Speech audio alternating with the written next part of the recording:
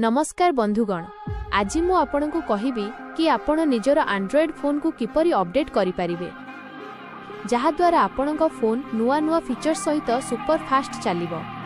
चलंतु जानिबा स्टेप्स। एक सेटिंग्स खुलंतु। सर्वप्रथमे निज फोनर सेटिंग्स ऐप को ओपन करंतु। 2 सॉफ्टवेयर अपडेट खोजंतु। सेटिंग्स रे तळकु जांतु। सेठारे आपनकु अबाउट डिवाइस किबा सॉफ्टवेयर अपडेट रो ऑप्शन देखा जिवो। 3 अपडेट चेक करंतु। एबे चेक फॉर अपडेट्स उपरे क्लिक करंतु। आपनक फोन चेक करिबा कि कोनोसी नुआ अपडेट आसीछि कि नाही। 4 डाउनलोड और इंस्टॉल। जदि अपडेट आसीछि तेबे डाउनलोड एंड इंस्टॉल उपरे क्लिक करंतु।